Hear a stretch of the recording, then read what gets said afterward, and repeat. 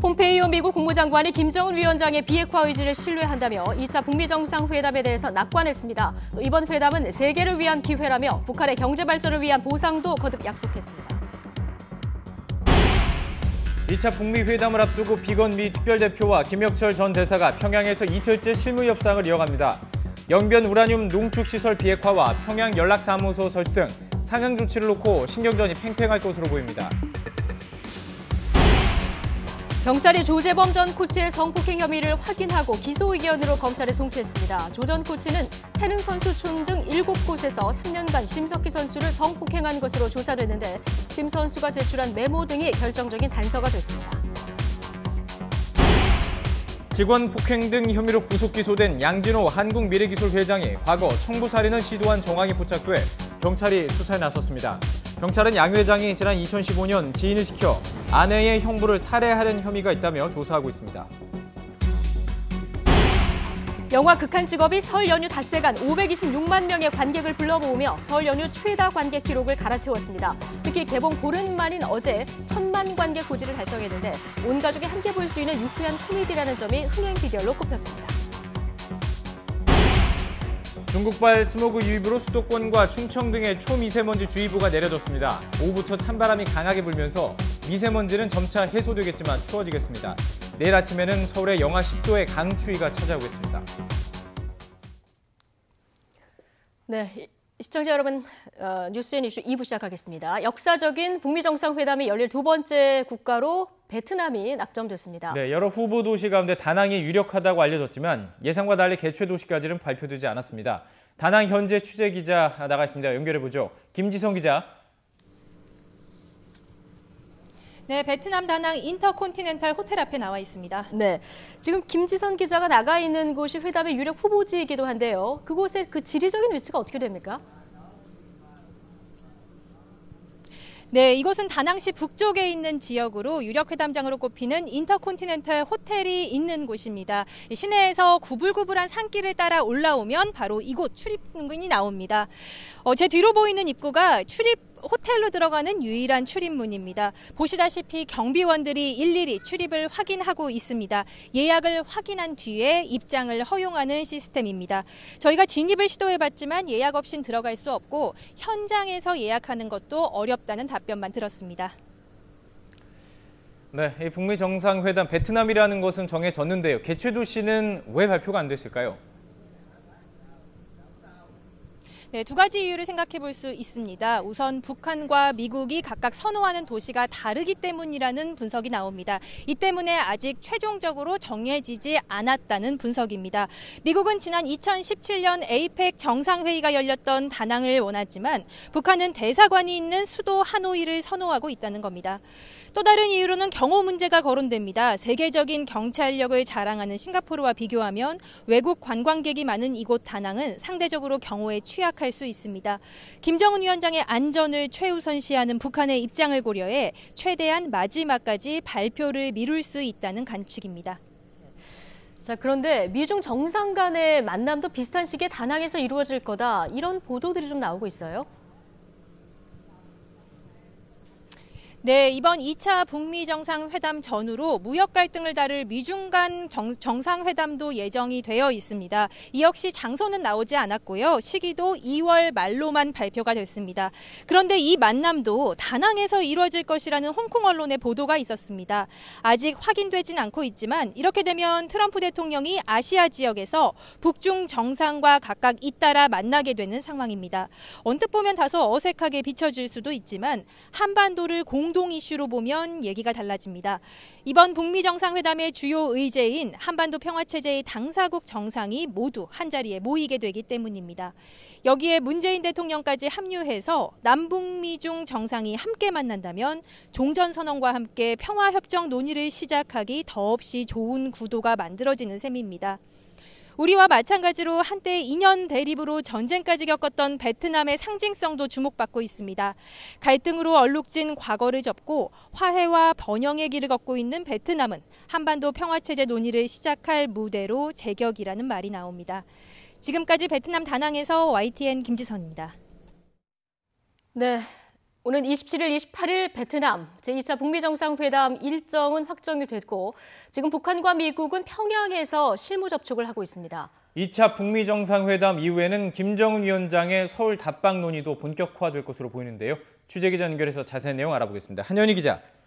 네, 외교부입니다. 네, 지난 1차 북미 정상회담 때는 하루 일정이었는데요. 이번에는 1박 2일 이틀 동안 정상회담을 진행합니다. 이것만으로도 좀 의미가 있는 것 같은데요. 네, 맞습니다. 지난해 6월 싱가포르 정상회담 당시 일정은 하루였습니다. 단독 확대 정상회담이 140분, 오찬이 50여 분, 또 산책 1분과 서명 등이 이어졌는데요. 통역 시간까지 고려하면 두 정상이 실제 충분한 협의를 하기엔 시간이 부족했던 게 사실입니다. 역사적인 첫 만남이라는 상징적 의미는 있었지만 당시 공동성명 내용이 원론적이라 아쉽다는 평가가 따랐습니다. 이번 2차 정상회담에서는 비핵화를 위해 북한이 어떤 행동을 할지 또 미국은 이에 대해 어떤 상응 조치를 할지 구체적인 결과를 만들어내야 하는 상황인데요. 두 정상이 1박 2일 동안 마주하기로 한 건 베트남에서 충분한 시간을 갖고 논의하며 비핵화의 실질적 조치를 단판 짓겠다 이런 의지로 풀이되고 있습니다. 이틀 동안 만남이 이어지는 만큼 만찬 등의 행사를 통해서 더 심도 있는 회담이 이어질 수 있고 교감도 확대할 수 있다는 분석입니다. 또 북미 간 신뢰를 보여주기 위한 이벤트가 있을 가능성도 나오고 있습니다. 자, 이제 정상회담까지 3주도 채 남지 않은 상황입니다. 구체적인 성과를 내려면 준비가 좀 필요할 텐데 지금 비건 특별대표 북한을 방문해서 협상을 진행하고 있죠.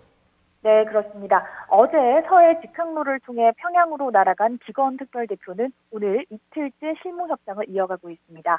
말씀하신 것처럼 정상회담까지 시간이 많이 남지 않은 상황에서 북한의 비핵화와 미국의 상응 조치 등을 정리해야 하고 거기에 경호와 의전 등을 어떻게 할지 등의 논의도 필요하기 때문에 협상이 더 길어질 거란 전망도 나오고 있습니다. 비건 대표 입장에서는 평양에서 본국과 연락이 쉽지 않다는 단점이 있지만 김정은 위원장의 방침을 바로 확인할 수 있는 만큼 속도를 높일 수 있다는 점에서 미국에서도 평양에서의 협상을 원했던 것으로 전해졌습니다. 그만큼 이번 협상에서 많은 진전을 이루겠다는 의지가 큰 것으로 알려졌는데요. 일단 비건 대표는 카운터파트인 김혁철 전 스페인 주재 북한 대사와 함께 2차 북미 정상회담 테이블에 오를 의제를 조율하는 데 집중할 것으로 보입니다. 비건 대표의 구체적인 평양 일정은 공개되지 않았습니다. 북한 언론은 오는 27일, 28일로 확정된 2차 정상회담 소식은 물론 실무 협상 소식도 전하지 않고 있습니다. 네, 2차 북미 정상회담이 끝나고 나면은 주춤했던 남북 교류도 다시 탄력을 받을 수 있을 것 같은데요. 김정은 위원장의 서울 답방, 여기에 대해서는 어떤 전망들이 나옵니까? 네, 2차 북미 정상회담 결과에 따라 달라질 수도 있겠지만 일단 유력하게 언급되는 건 3월 말이나 4월 초라는 관측입니다. 사전 조율에만 최소 한 달 정도가 필요한 만큼 북미 정상회담이 끝난 뒤 곧바로 답방 일정을 진행하더라도 3월 말 정도가 되지 않겠느냐는 겁니다. 청와대도 김정은 위원장의 답방을 언급했습니다.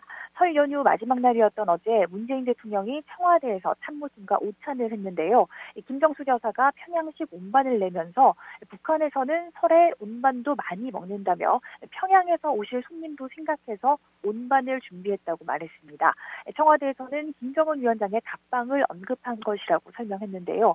2차 정상회담에서 구체적인 합의가 나오면 김정은 위원장의 답방 일정 역시 조율될 것으로 보입니다. 지금까지 외교부에서 YTN 한현입니다.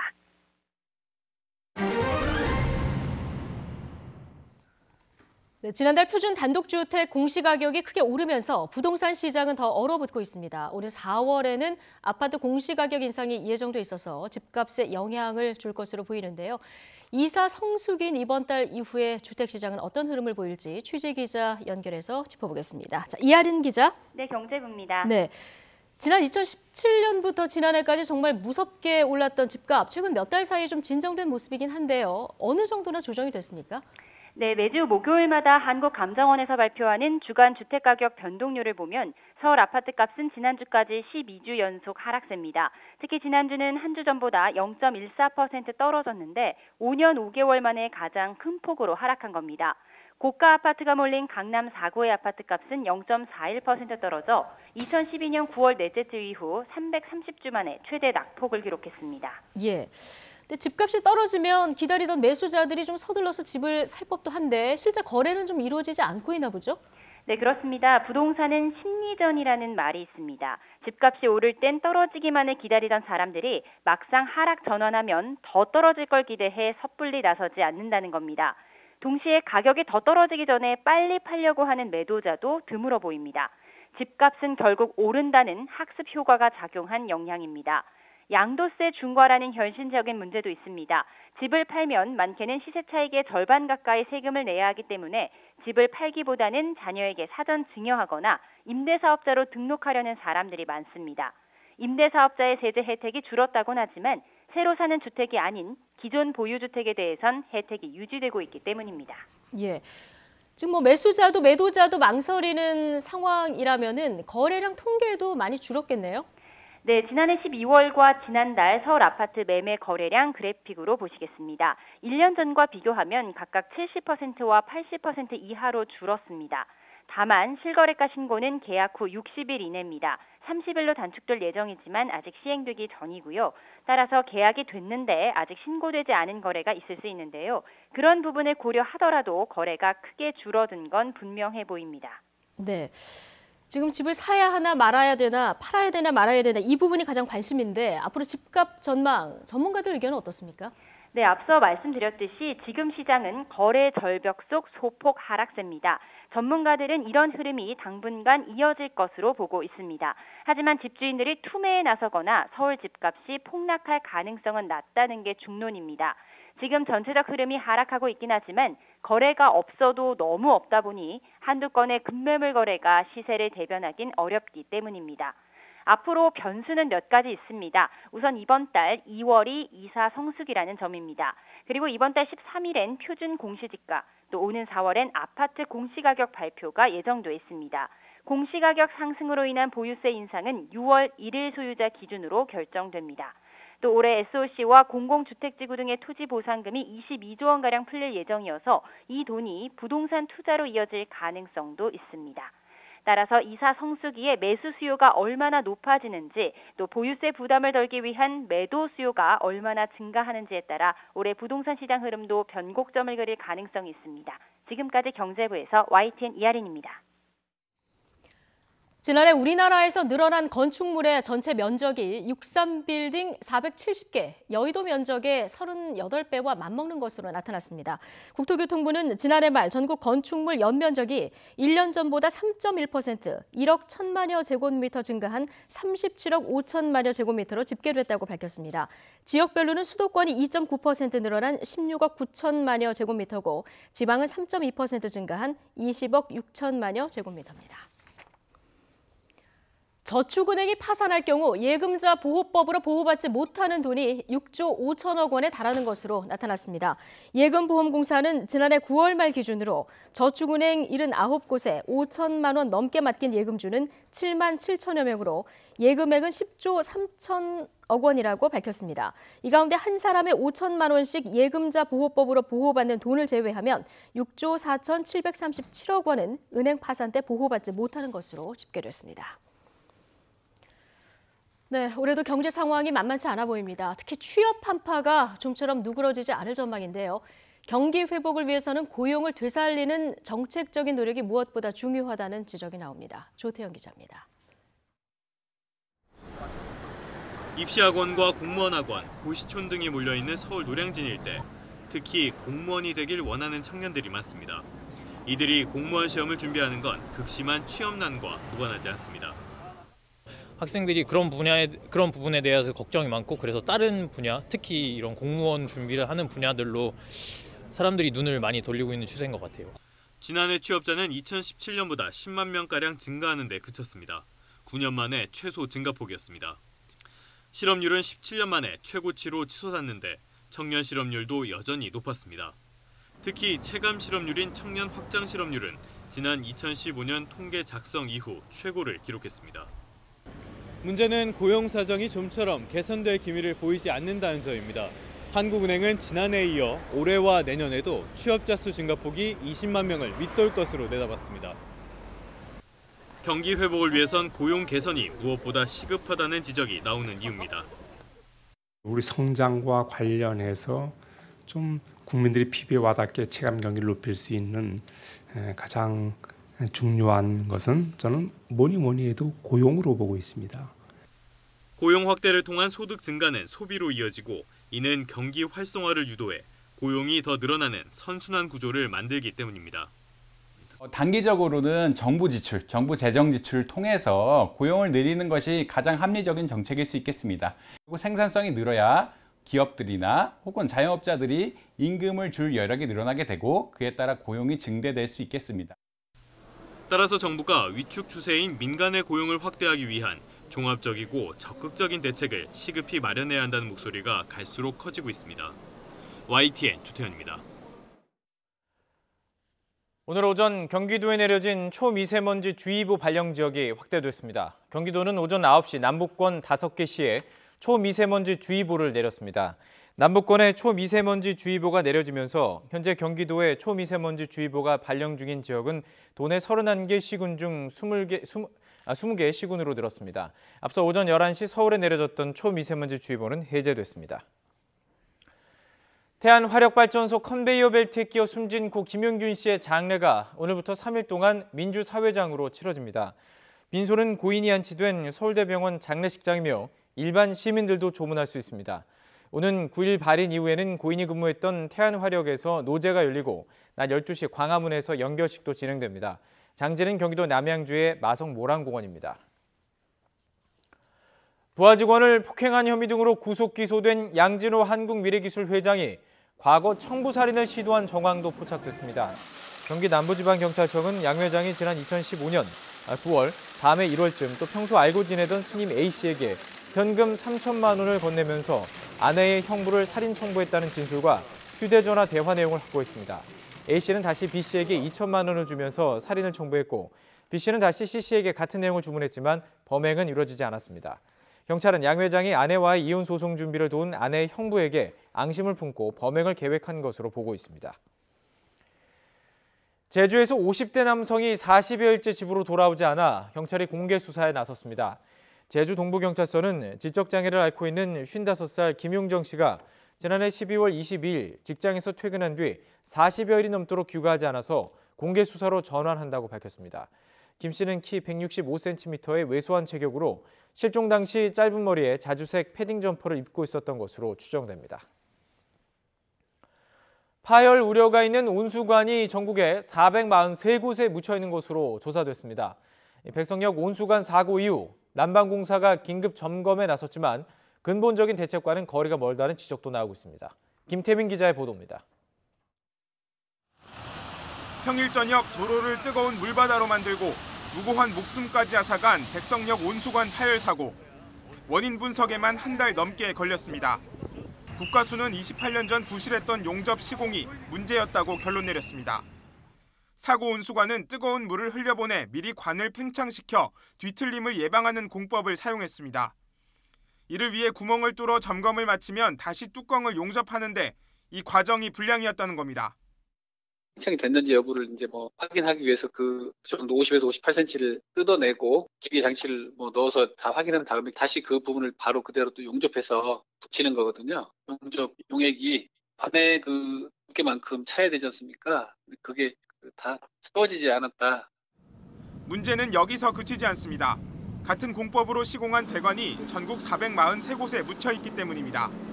주로 고양과 성남 등 일기 신도시 지역에 집중돼 있습니다. 지역 난방공사는 긴급 점검에 나섰습니다. 443개소의 모든 위치를 파악하였으며 어제부터 파악된 모든 위치를 직접 굴착하여 동일 공법으로 용접한 부위를 전량 보수하거나 교체할 계획입니다. 하지만 현재까지 점검이 이뤄진 건 30% 남짓에 불과하고 모든 작업이 마무리되려면 2달은 더 걸릴 전망입니다. 전문가들은 이런 식의 점검이 근본적인 대책이 될 수 없다고 지적합니다. 용접 불량이나 노후화 말고도 온수관 파열을 일으키는 요인이 많다는 겁니다. 원인이 아니라 결과일 수가 있거든요. 그래서 주변 집안의 치마에 의해서 그럴 경우가 많기 때문에 근본적으로 그 지역의 취약한 지질에 따르는 치마를 고려한 근본적인 대책이 필요하다고 봅니다. 난방공사 측이 조만간 온수관 종합안전관리 대책을 발표할 예정인 가운데 어떤 해결책을 제시할지 관심입니다. YTN 김태민입니다.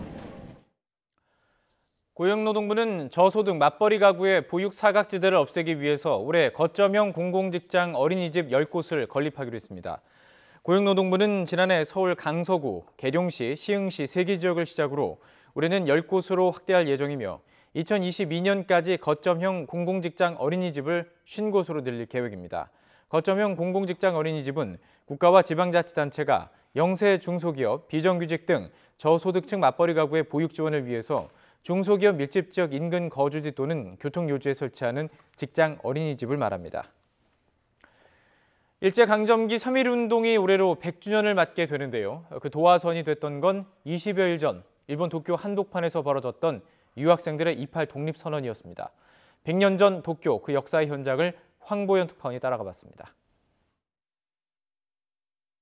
1919년 2월 8일 큰 눈이 내린 그날 일본의 심장부 도쿄 한복판에서 대한독립을 외치는 함성이 울려 퍼졌습니다. 최팔룡, 백관수 등 당시 유학생 600여 명이 조선 YMCA 회관에서 거사를 벌인 겁니다. 근데 조선 군내에서는 뭐 볼 수 없는 거, 국제 정세 그런 거 적혀 있는 학생들을 많이 볼 수 있었기 때문에 먼저 여기서 운동이 시작됐던 거죠. 당시 기독교인들이 세운 조선 YMCA 회관은 평소 유학생들이 자주 모이는 곳인데다 종교단체여서 감시도 느슨해 큰일을 도모하기에 적격이었습니다. 이 일대가 100년 전 28 독립선언이 발표됐던 바로 그 현장입니다. 당시 이곳에 있었던 조선 YMCA 회관 건물은 1923년 관동 대지진 때 불타 이곳에서 600m 떨어진 곳으로 이전했고 지금은 1층에 세탁소가 있는 4층 건물이 들어서 있습니다. 일본의 강제병합이 우리 민족의 생존과 발전을 위협하고 동양 평화를 깨뜨린다는 점을 강조한 28 독립선언문. 독립 요구가 받아들여지지 않으면 피를 흘리는 싸움을 할 것이라는 강경한 투쟁 의지도 담겼습니다. 이 선언문은 일본 국회는 물론 외국 대사관과 신문사로도 배달됐지만 주동자들은 대부분 현장에서 일본 경찰에 체포됐습니다. 하지만 유학생들의 투쟁은 멈추지 않았습니다. 28 독립선언 직후인 12일과 24일에 각각 100명이 넘는 유학생들이 일왕 거처 바로 인근인 히비야 공원으로 뛰쳐나가 만세운동을 이어간 것입니다. 그리고 이는 결국 같은 열망을 품은 조선인들에게 큰 영향을 미치며 3.1운동의 결정적인 도화선이 됐습니다. 식민지 민중이 식민지 종주국 그 수도에서 독립선언을 했다는 것은 아마 유례가 없는 일이라고 봅니다. 서슬퍼런 도쿄 한복판에서 일제의 간담을 서늘하게 했던 28 독립선언. 독립운동사 측면에서 중요한 의미를 가지지만 역사 현장에 아직 제대로 된 편말 하나 세우지 못하고 학술적인 연구도 충분하게 이루어지지 않고 있는 점은 이 시대의 과제로 남아 있습니다. 도쿄에서 YTN 황보현입니다.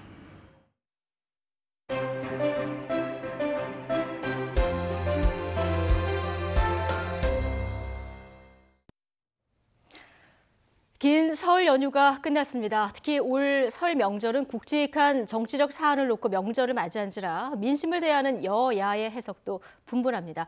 일명 밥상머리 민심이라고 불리는 명절 민심, 정치권은 제대로 읽었을까요? 김영준 명지대 교수, 김성환 시사평론가 두 분과 이야기 나눠보겠습니다. 어서 오십시오. 네, 안녕하세요. 명절 잘 보내셨죠? 네, 잘 보냈습니다. 예. 자, 아무래도 김경수 지사 법정 구속이 설 전 정치권의 가장 큰 화두였는데요. 연휴 내내 이 판결을 두고 논쟁이 계속됐습니다. 정치권은 이 민심을 어떻게 해석했는지 일단 먼저 들어보고 오겠습니다. 이번 설 연휴 기간 국회를 향한 민심은 차갑게 식었다는 것을 느꼈습니다. 국회가 이제 그만 싸우고 민생을 챙기고 경제를 살리는데 매진해야 한다는 것이 국민의 질책이자 준엄한 요구입니다. 국민들에게서 들은 것은 깊은 한숨이었습니다. 정부와 여당에서 터져나온 권력형 비리 의혹 사건들 때문에 국민들이 경제 걱정보다는 정부 여당 걱정을 먼저 하는 상황이 됐습니다.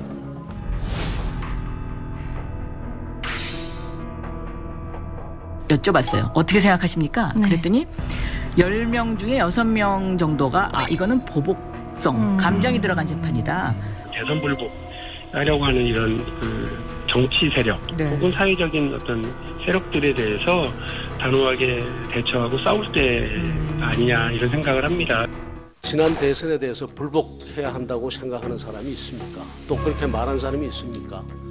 지난 대선 결과 인정하지 말자고 그렇게 지금 주장하는 사람이 있습니까? 요령을 만들어서 자신들이 저지른 가공할 만한 여론조작 범죄를 숨기고 오히려 책임을 야당에게 덮어씌우려는 정치 책략입니다. 네, 재판에 대한 분노가 컸다. 아니면 뭐 민심이 싸늘한 그 자체였다. 지금 여야가 정반대 해석을 하고 있습니다. 설 민심에 대해서. 설 민심 끝나면 항상 뭐 서로가 다른 의견을 얘기를 하는데요. 김경수 재판과 관련돼서는 몇 가지 차원을 좀 나눠야 될 거라고 저는 봐요. 예를 들어서 판결 자체에 관련된 부분하고 아니면 이 법정 구속한 것이 이게 과연 적절하느냐라는 부분들이요. 그리고 지금 마지막에 이제 정치권에서 얘기하는 대선 불복에 대한 문제, 이거는 각각 나눠서 우리가 좀 구별을 좀 해볼 필요가 있는데 YTN이 이제 발빠르게 여론조사를 실시하지 않았습니까? 그러니까 서로 각자 다르기 때문에 대표성이라는 것을 담보하기가 좀 어렵습니다. 그래서 그거를 이제 나름대로 대표성 있는 조사를 통해서 민심의 흐름이 어떤가를 알아보기 위해서 당시 YTN 리얼미터랑 아주 빠르게 그 조사를 하지 않았었습니까? 505명을 상대로 해서 2월 1일 날 했기 때문에 95% 신뢰 수준에서 플러스 마이너스 4.4%라는 걸 먼저 말씀을 좀 드리고요. 거기서 보면은 김 지사 실형 선고 법정 구속이 적절하다가 46%, 그리고 과도하다가 36%인데요. 저는 이제 이런 여론조사 말고도 빅데이터라는 걸 통해서 제가 분석을 뭐 연휴기간도 시간이 많이 있으니까 좀 분석을 해봤는데 정 다른 결과가 나왔어요. 제가 보고 깜짝 놀랐는데요. 김경수 지사에 대한 구속과 관련돼서 이 지금 얘기하는 매스미디어라든지 트위터라든지 블로그라든지 커뮤니티를 통해서 그 타파크로스의 그 소셜 트렌드 분석 기법을 통해서 봤는데요. 이 구속 자체에 대해서는 긍정이 15.2. 부정이 84.8%입니다. 근데 이제 법적 구속한 것까지 좀 무리가 그거는 있다 구속 자체에 생각하는... 대해서는 굉장히 민감하게 반응을 하는 것 같아요. 보통 이제 구속할 때는 이제 증거 인멸이라든지 아니면 이 사안의 중대성이라든지 이런 것들이 이제 포함이 되고 그래서 이제 구속을 하는데 현직 지사를 이렇게 구속하는 것 자체에서는 좀 과하지 않았느냐 이제 그런 여론인 것 같고요. 재판에 관련돼서 불복하는 것에 대해서는 정반대입니다.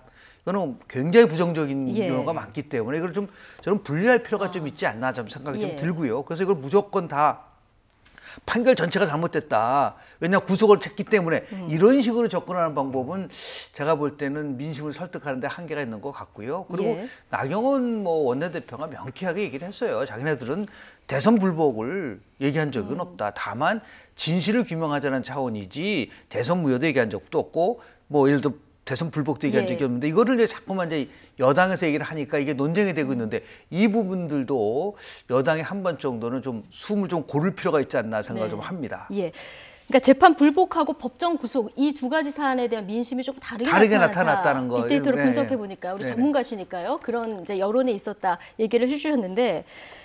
그런데 이제 민주당 중진 의원들도 이제 여론을 들어봤을 거 아니에요. 특히 박영선 의원 같은 경우는 이제 구로시장 지역구인데 거기서 들어보면 10명 중 6명 정도가 이제 보복성 판결이었다 이렇게 답을 했다고 합니다. 근데 사실 뭐 정치인들 면전에 대고는 뭐 좋은 얘기를 좀 하지 않을까요? 듣고 싶은 얘기를 하지 않을까요? 뭐 그런 생각도 좀 들었습니다. 뭐 방금 전에 말씀하신 것처럼 듣고 싶은 것만 듣고 말하고 싶은 것만 말한다. 뭐 이렇게 정리할 수 있을 것 같은데요. 그러니까 민주당 쪽 의원들이 주로 만나는 사람들은 아무래도 당원에 가깝겠죠. 그리고 민주당 지지자들이 주로 목소리도 크게 냈을 것 같고요. 근데 그렇다면은 자연스럽게 민주당 지지자들의 목소리를 더 많이 듣고 와서 그게 이제 민심인 것으로 얘기를 할 가능성이 높고요. 한국당도 마찬가지고요. 한국당도 똑같고 마찬가지라고 생각하는데요. 근데 방금 전에 교수님은 굉장히 중요한 점을 말씀해 주셔서 거기에 대해서 말씀 좀 드리고 싶은데요.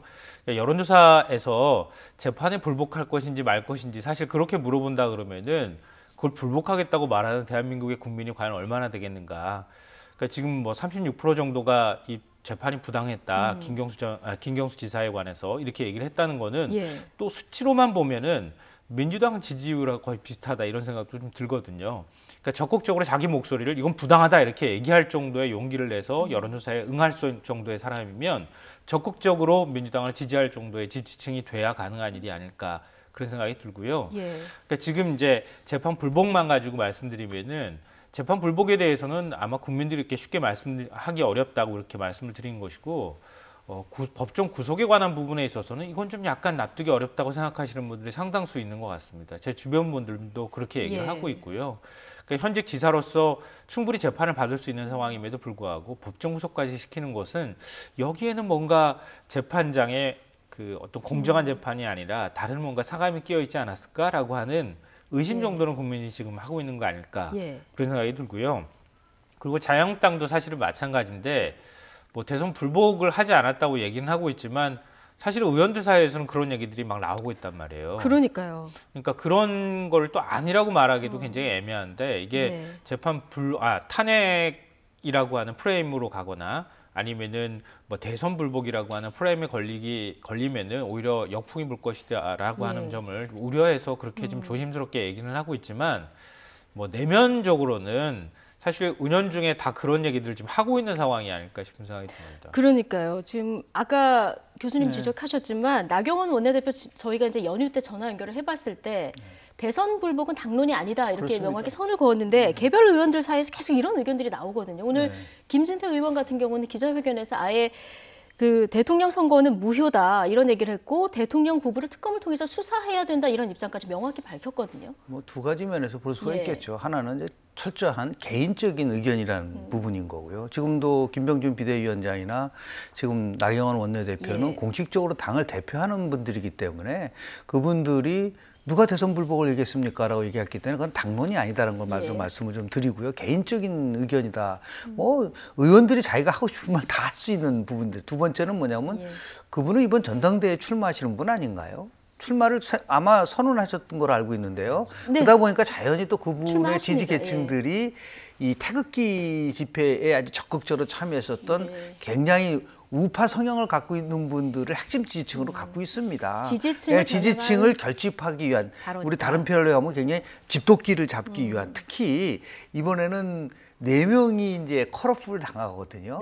근데 지금 뭐 마지막 하나의 티켓이 누구한테 갈 거냐가 지금 빅3 제외하고 근데 이 한 사람의 그 가장 가능성이 높은 쪽이 이제 그 확률을 높이기 위해서라도 굉장히 강한 발언을 할 수밖에 없는 부분들이 있는데요.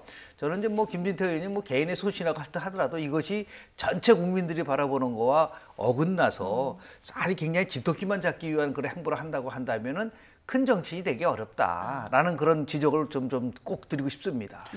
또 보통 우리 그 정치인 한 명이 발언한 것에 대해서 엄청나게 언론에서 많이 주목하고 화제가 되곤 하잖아요.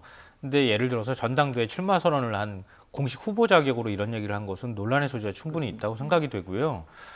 김태훈 의원 같은 경우에도 문재인 정권이 찬탄한 정권이다 이렇게 지금 표현하고 있고 여상규 의원도 뭐 특검을 해야 된다 이렇게 지금 얘기를 하고 있는 상황이거든요. 특히 여상규 의원 같은 경우는 지금 법사위원장을 맡고 있는 상황이기 때문에 이 말이 과연 적절한 것이냐 이런 논란이 충분히 일어날 수밖에 없는 상황인 것 같거든요.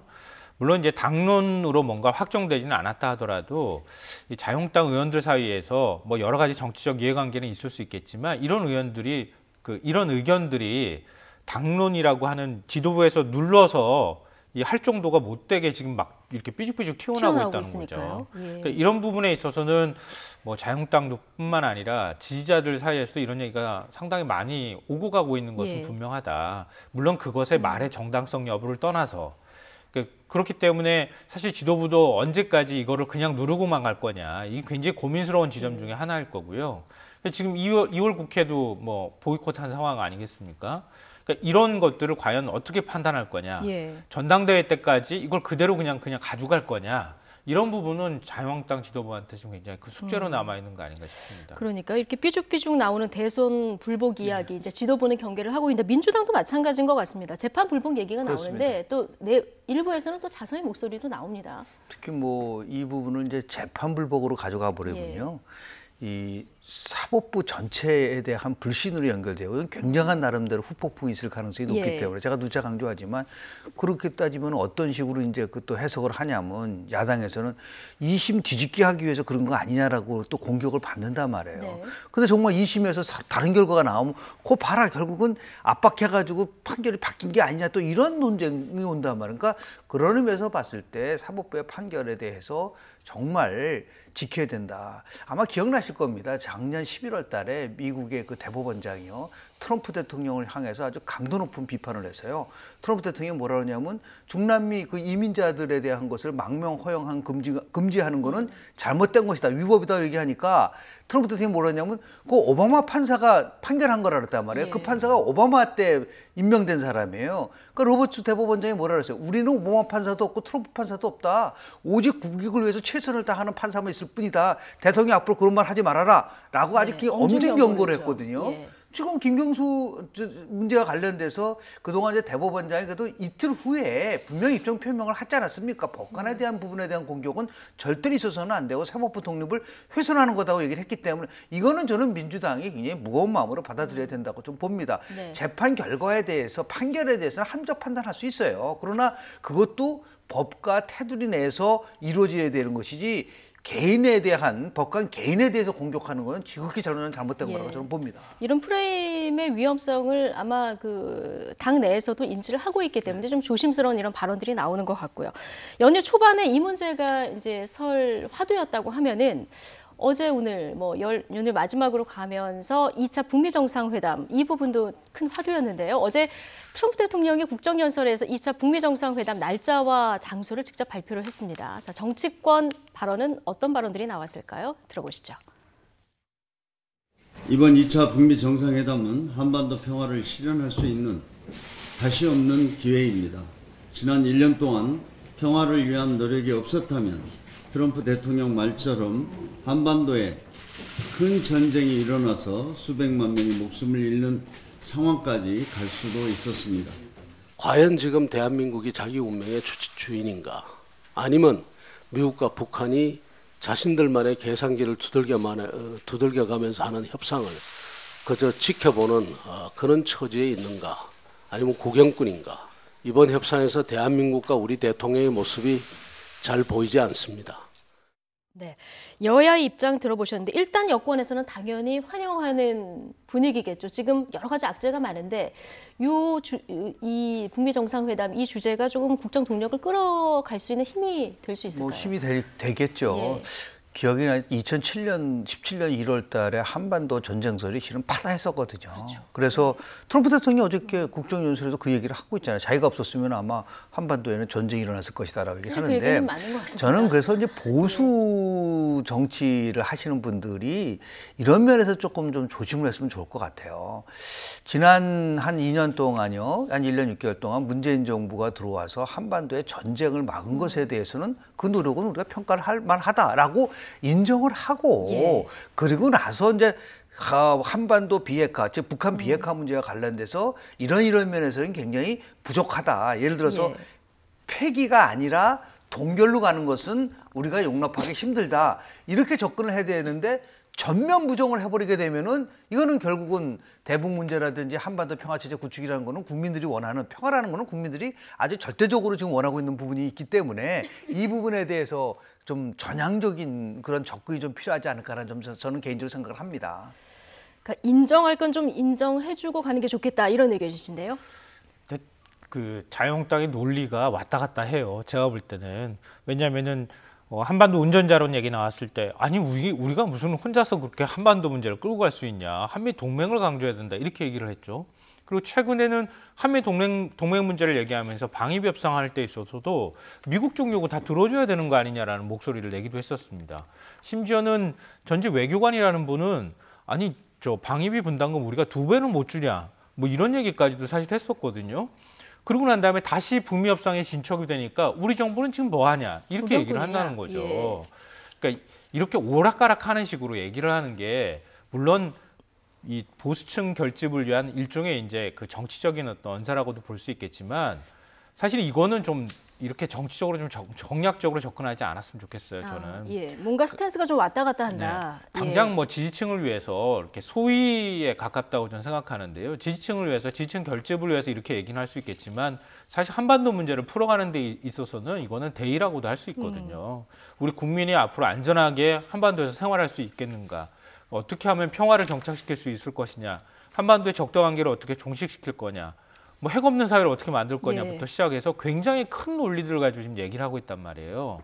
그러니까 하다못해 북미 협상에다가 미중 협상 문제까지도 얽혀 있고 우리가 거기에 어떤 역할을 할 것인가 이런 문제가 굉장히 복잡하게 풀려나가야 될 것인데 여기에서 당장 우리 지지자들은 아무래도 반북 이데올로기나 이런 거를 여전히 갖고 있으니까 거기에 맞는 발언을 해야 돼.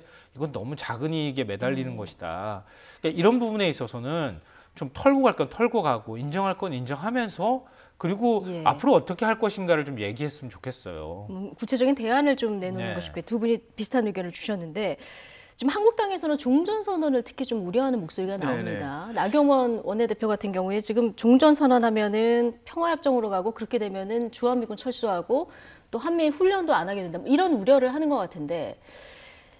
예. 제가 좀 연휴기가 길었지 않습니까? 네. 그래서 뭐 이제 그 트럼프 대통령에 대한 이해를 좀 위해서 1987년도에 트럼프가 쓴 책이 있어요. 그 거래 기술이라는 책입니다. 더 아트 오브 더 딜이라 그래가지고 이게 수백만 권 팔린 책이에요. 교수님 연휴 기간 동안 여러 가지 연구를 많이 하신 것 같아요. 뭐 저는 고양이 형이기 때문에 근데 이제 이분의 걸 보면 나는 거래 자체를 굉장히 좋아한다.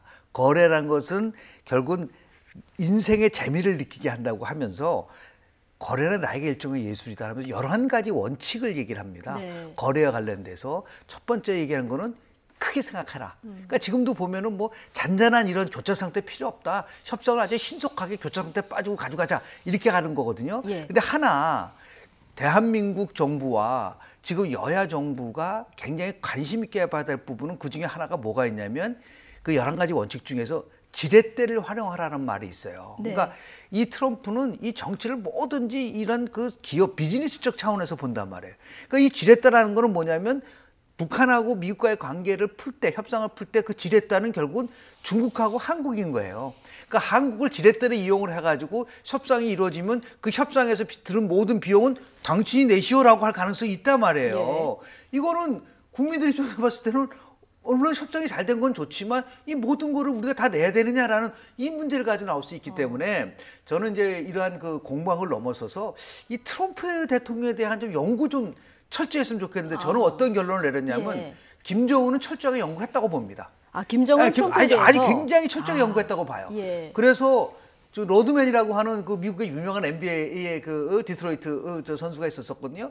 이 친구가 미국을 방문해가지고 준 책이 이 책을 준 거예요. 그렇죠. 그래서 아마 그 예를 들어 트럼프의 여러 가지 거래의 기술이라든지 그다음에 그 사람이 그동안 살아왔었던 여러 가지 방식을 보고 아마 협상을 하면서 지금 저는 어떻게 예측을 하냐면 지금 뭐 비간 대표가 가서 막 하지 않습니까? 그거는 아무런 소용이 없습니다. 왜냐하면 트럼프는 현장에서 직접적 담판을 해가지고 돌발 선언을 할 가능성이 저는 굉장히 크다고 봅니다. 2차 북미 정상회담을 하면서 이게 지금까지 트럼프 대통령이 협상을 하면서 했었던 아주 독특한 절차 방식이거든요. 지난 1차 끝나고 나서 벼랑과 한미 군사연합훈련 중단 선언을 했잖아요. 그 협상이 없었습니다.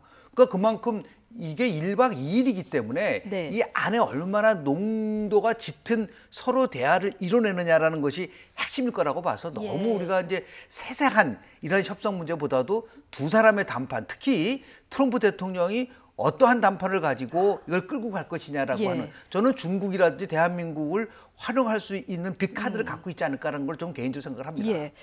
트럼프를 연구를 해야 된다. 트럼프 연구해야 지금 김정은 그 책을 거래 기술을 읽었고 뭔가 연구를 하고 지금 행동에 나선 것 같다 얘기를 해주셨고 우리 정치권만 좀 이 책을 읽고 연구를 하면 되겠네요. 근데 공교롭게도요. 한국당 전당대회가 27일입니다. 날짜가 겹쳐서 지금 한국당 굉장히 입장이 난처할 것 같아요. 그러니까 사실은 지금 그럴 수밖에 없는 예. 상황이에요. 왜냐하면 보통 전당대회 하면은 컨벤션 효과라고 해서 여론의 집중도도 생겨나고 그리고 지금 여러 후보들이 지금 나와 있는 상황이잖아요. 네. 좀 치열하게 선거전이 펼쳐지고 그래서 이제 당 지지율도 자연스럽게 올라가면서 어찌 보면 사실 정당은 쉽게 잘 안 바뀌거든요. 정강 정책이나 이런 것들도 그때그때마다 바꿀 수도 없는 것이고요. 그럼 당이 이렇게 변화하고 일신하는 모습들을 보여줌으로써 뭔가 새로운 희망을 만들어가야 되는 상황이니까 예. 이번 전당대회가 굉장히 의미 있고 중요하다고 볼 수 있는데 마침 또도 이게 의도한 것은 아닐 텐데 그러니까요. 북미 정상회담 날짜가 딱 전당대회 첫날하고 물려버리니까 아무래도 이 당권 주자들 사이에서는 오히려 좀 연기하는 게 어떠냐 이런 얘기까지 지금 나오고 있는 상황인 것 같습니다. 네. 지금 뭐 내일 논의를 한다고 합니다. 실제로. 제가 볼 때는 뭐 현실성이 별로 없는 얘기인 것 같고요. 예. 그건 왜냐하면은 지금 당장 후보들 사이에서 유불리가 엇갈리고 있는 상황이잖아요. 이미 정한 전당대회고 예. 출마 사를 밝힌 후보들이 있는데 후보들마다 유불리가 엇갈리는데 이걸 만약에 어느 날짜로 그럼 옮길 거냐. 또 옮긴다고 하면은 뭐 한 달 뒤쯤이라고 얘기를 할 수 있겠느냐. 그럼 네. 일주일 옮긴다고 되겠느냐. 이 정도에 대한 판단하기가 예. 굉장히 어렵다는 거죠. 그러면 오히려 후보들 사이에서 갈등이 일어날 가능성이 더 높다고 보거든요. 예. 조언을 한다고 한다면 지금 황교안 총리가 나름대로 뭐 일강의 그런 위치가 있다는 얘기를 많이 하지 않습니까? 저는 오히려 황교안 총리가 얘기를 해야 된다고 봅니다. 왜냐하면 우리 만약에 자유한국당이 새로운 변화를 주기 위해서 한다면 두 가지가 지금 문제거든요. 네. 지금 일정에 대한 문제와 이 토론해 가지고서 다른 주자들이 지금 굉장히 문제 제기를 하고 있으니까 잘 됐다. 그렇다고 한다면 이걸 한 2주 정도 늦추면은 보통 이제 정상회담의 효과라는 건 한 2주 정도 되면 다 이제 어느 정도 희석화되는 부분들이 있기 때문에 한 2주 정도 늦추고 그 과정 속에서 우리 대선 TV 토론도 각 주자들이 이렇게 반대를 하는 토론이 무슨 의미가 있느냐. 흥행을 위해서. 흥행을 그러니까 자기가 적극적으로 나와야 돼요. 근데 자꾸만 저렇게 뭐 그런 입장은 아닌 것 같아요. 아니죠. 왜냐하면 이게 굉장히 지금 빨리 하는 것이 유리한데 늦추면은 그렇게 해서 하는 것보다는 훨씬 더 통 크게 그래서 황교안 전 총리가 나름대로는 그런 면에서 봤을 때 자기 걸 좀 양보하면서 이게 같이 함께 가려고 하는 모습이 있구나. 뭐 TV 토론 자체 문제 제기를 했는데 그 선관위가 정한 거니까 따를 수밖에 없다라든지 전당대회도 일정대로 가야 한다든지 그럼 너무 기득권적인 부분들이 있단 말이에요. 그러니까 상황은 전혀 예상하지 못했던 일들이 벌어졌기 때문에 그게 바로 위기관리 능력이에요. 자기는 위기가 닥쳤을 때 이것을 어떻게 슬기롭게 대처하느냐 모습을 국민들에게 보여줌으로써 그게 오히려 희를 주시는 부분들이 있기 때문에 저는 황교안 전 총리 쪽에서 그 부분에 대해서는 좀 더 숙고할 필요가 있지 않을까 좀 생각을 좀 오히려 합니다. 오히려 황교안 전 총리한테도 이렇게 통 큰 결정을 하는 것이 더 유리할 수가 있는 거 충분히 유리합니다. 그래야지 당이 전당대회를 둘러싸고 나온 여러 가지 잡음이라든지 이런 것들이 또 어떤 일이 나오냐면 만약에요 저렇게 가져가게 되면은 또 다른 주자들은 지도부가 황교안 전 총리를 밀어주는 게 아니냐라는 또 의심을 받게 돼요. 그러니까 모든 선거는 절차의 공정성과 더불어 누구나 끝났을 때 납득하고 승복할 수 있게끔 만들어주는 게 중요하기 때문에 저는 뭐 2주 정도 늦춘다고 왜 안 되겠습니까? 의지를 갖고 하느냐 못하느냐 문제라고 저는 보기 때문에 그런 면에서 좀 전향적인 검토가 좀 필요하지 않을까 생각을 합니다. 예. 지금 뭐 날짜는 겹치고 연기하자 말자 당권 주자들 사이에서 의견도 엇갈리는 이런 상황이 계속 되다 보니까 그런데 한국당 일각에서 2차 북미 정상회담 날짜에 대한 음모론이 지금 나오고 있습니다. 이에 대한 여당은 말도 안 된다 이런 반응을 보이고 있는데요. 함께 들어보시죠. 우리 지방선거 직전에 이루어진 미북 정상회담은 한마디로 쓰나미로 저희 대한민국의 지방선거를 덮쳤고 그렇게 해서 자유한국당으로서는 지방선거 참패를 면하기 어려웠습니다. 이 전당대회 날짜하고 공교롭게 겹친 것에 대해서 여러 가지 해석이 있습니다. 이것이 의심이기를 바랍니다. 그런데 행여나 또 내년 총선에서 또 한 번 신부풍을 시도하려는 것 아닌가 하는 우려가 있습니다.